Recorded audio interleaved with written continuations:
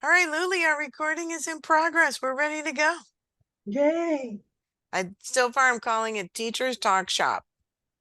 Sounds Uh, good. I think that's pretty good. And speaking of, first week back after holiday break, how was it? Um, Gosh, it was felt longer than normal. But fairly typical in terms of how the kids are, the first 2 days, they're exhausted. They're used to going to bed at 4 o'clock in the morning and waking up Yeah, at 4 o'clock in the afternoon. But as are we. yeah. Oh, no, no, no, no, no. I kept my bedtime. I was waking up even later. So that was beautiful. I was waking up at which is not my norm these days, was waking up at like 10:30. Oh, nice. So it was nice. But no, I mean, the weather doesn't help. The fussiness and the humidity and all that jazz, especially teaching in a portable. It was like, oh, Well, but that's they were okay. we're gonna keep coming back to weather because you are hot, humid, and muggy. I am under snow, blizzard warning, freezing temperatures. But so a bunch of my students up here had like there have been snow days and things canceled and school closed. And the so much of what happens to you guys in the fall Hmm. with hurricanes. Yeah, I guess it doesn't occur to us that would be happening, especially freaking January, and it's like 80 degrees. It's like this is ridiculous. The humidity is not the norm for January at all. That's why my hair looks good today, girl, because there's no humidity. There's like nothing. It all fell on the floor in this giant snow pile that I had to shovel today. Wow. I mean, every type of weather has its advantages and disadvantages. I'm thinking of But it as uh, a free workout. yeah, why not? Mhm. And I mean, the bad thing is that the kids take every opportunity they can to play basketball. Like on the way from my portable to the main building, there's the basketball courts. They have 5 minutes to get to class. My school is so small, it takes them two. So they take advantage of those 3 minutes, and yet somehow in those 3 minutes, they manage to sweat up. Like they come to class and they are drenched. And I'm just like, oh, See, that's the thing. I think more adults could take advantage. Like, that's excellent time management. They're getting squeezing all the joy out of life because they don't care if they smell bad. We don't want to go into a place and we smell bad and we look like garbage because we were just being really active for 3 minutes. um, yeah, okay, we'll go with that.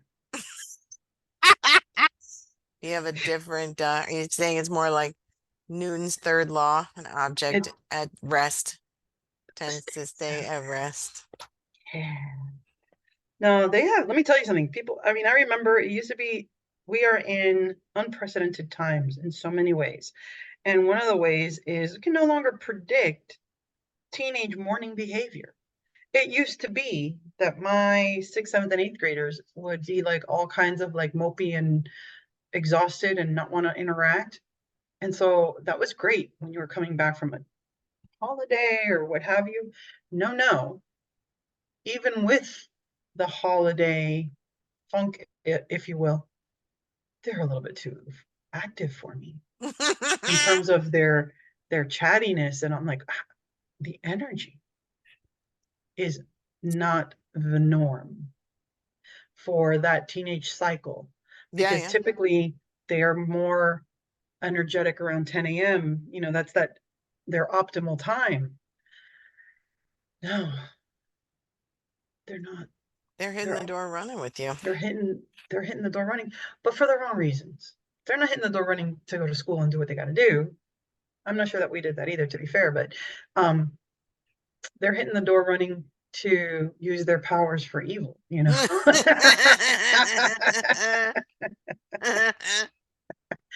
And like I said, I teach in Pleasantville, so I am blessed. I have great. I would say 90% of my students, 95% of my students, 90% of my students are fantastic. 90% of my parents are great. You know, it's that 10% that are emotionally draining, like because they somehow the computer knows to put that Yes. 10% in the same class. Yes. Yes, like that is that. very true. I have that same thing where I have just a couple of students who, for the system they're in, for a lot of reasons, the tutoring, we're really not getting traction. It's just not working. And it is so frustrating and so draining. And I was like, my whole Wednesdays are garbage and I can't stand it. And I've got to reach out to the school. Like, we have to do something, blah, blah, blah. And then I was like, okay, let me kind of step back for a minute. Right now, these two students who are at the same school are my only students in the country who are not improving. And I was like, Mhm. okay, then there's something different at play. Like, we Yeah. can only do what we can do. And it's And so, yeah, and it's so, I'm going to say interesting to me. This is the third school I've taught at in 30 years. Okay. And I've seen how education has changed in terms of how uh, the county and the district try to kind of add measures and so on and so forth. And obviously, I have a very limited scope here, but what I see is the more resources that are being offered, the less effective they actually are, especially in terms of the mental health. They truly need it, just like we truly need it. I'm not saying they don't, but I think how it's being offered is ineffective. And it ends up being more coddling than coping, if that makes sense. And and so and so teaching at a K-8 where they're babied so terribly. And then here I am coming from a middle school, regular middle school, and then a regular high school, coming into this suburban K-8. I'm like, we need to step it up a little. Um, they are not bad kids, but they're kids, and their parents and a lot of their teachers seem to think that they are innocent, and they're not innocent. So they're not getting, I think, the kind of what I think would be effective. And, I could be wrong because hello, none of us know exactly, but I just don't see that the kinds of, we have a new counselor this year and she's really good. So I'm hoping that that will kind of help straighten these things out because as individuals, they're not bad kids. But you know how it is. Certain kids, certain classes have a chemistry, and some of these chemistries are not great. Um, no, it's true. And I think and you bring up a good point that, at the end of the day, uh, we're actually not trained therapists or no, psychologists or psychiatrists or guidance counselors. So there's a lot that's not our training and that's not really what we're here to do. And no, then I think there's a lot of teachers who, I don't want them doing like mental health help with kids because I don't think they are suited for it, which no, is fine. They're not therapists, so that's okay. But then when kids do need the help, how do we get them like something that's effective? And then, you're right too that then you get the parents into the mix who, even if you were a trained therapist, you can't really do that for your own kid. right. And then the thing is also like I I have, I have kids that have tough lives that we don't know about. But it's like you said, I'm not trained to counsel that, Right. right? So we have, and like I said, we have a new counselor and she's really great. Um, but it's like that we are, I feel, constantly being asked to walk this very fine line of, besides teaching, be uh, a parent, be a shoulder to cry on, be the person who has snacks in case they're hungry, be the person that they talk to when they're, upset. You know, it's a lot of different hats. And I'm not saying that I don't wear the hats, but then also don't come for me if I'm not doing what you want me to do because you're putting the onus on me to wear those hats. I think that's the thing. Yeah, we just get told go do all these other extra things with no systemic change, with no resources to back it up, with no, like the school is saying, oh, well, because that's a valid point. If you're hungry, your brain is not going to absorb information the same way. It's not going to move from short to Hmm. long-term memory. Okay, well, I'm pretty sure we have millions of federal dollars going into feeding students. Can that be used to make some snacks? Because right now it's on the teacher back. And yeah, you have students, we all have students who you make that natural connection with. And Yeah, then you can be an emotional resource, his shoulder to cry on, like you were saying. right. Um, but that And should I be think, organic, yeah, not, and the thing is, I don't mind. Like I have my, like I teach sixth and eighth, and you would think teenagers, a lot of times people think that teenagers, and even in high school I would do this, don't like the stickers or they love them. the treasure box, of going into the treasure chest and getting a reward and stuff like that. I don't mind having that, and I Hmm. don't mind feeding them. Um, it's the it's the minutia of the being micromanaged Hmm. for that I'm like, then give me those federal dollars and don't if you're gonna criticize what I'm offering, Yeah. which is no allergy, no allergens, there's no peanut butter, there's no strawberries, everything is very neutral what's being offered. Um, and you don't like it, then find a way for me to provide for them, Yeah. you know? So, but I mean, in general, it was a fairly decent week this week. So can't complain, even though I do. That's what this space is for. This is the Yeah, venting. We should call it yeah, the venting space.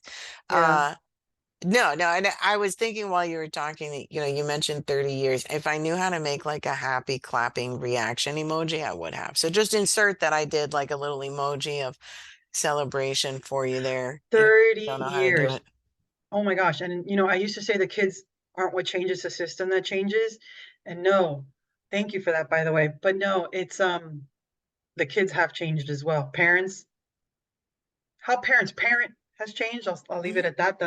That's a whole other video. Right, right, right. Um, um, but yeah, I have one period of my whole day that they are my energy suckers. They are my vampires, my energy vampires. And it happens to be my first period.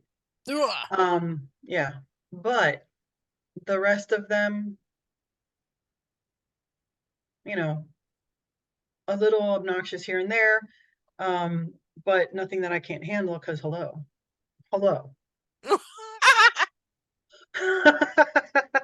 Those kids know. They know by the middle of week one not to mess with Miss Garcia. Oh my gosh, they do. And then the sixth and seventh graders by osmosis, they know too. Hmm. But um, but yeah, it's just, I mean, talk to anybody.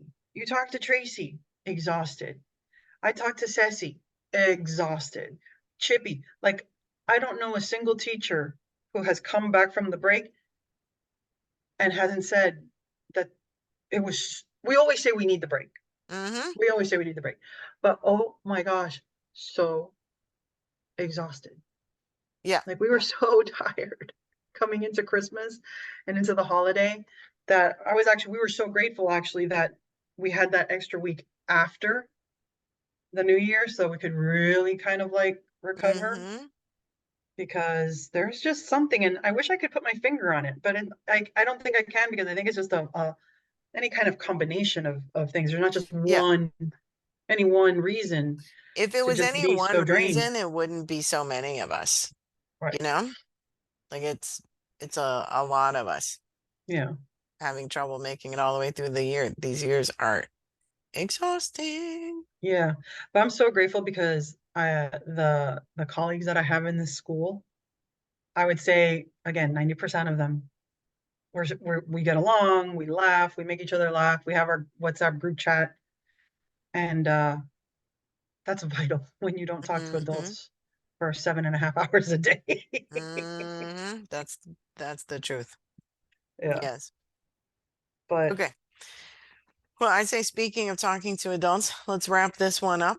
And okay. we've talked to some adults and we'll talk to them again next week. And then you and I can keep talking to each other. Yay.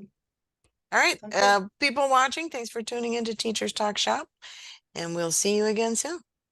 Bye. Have a great day.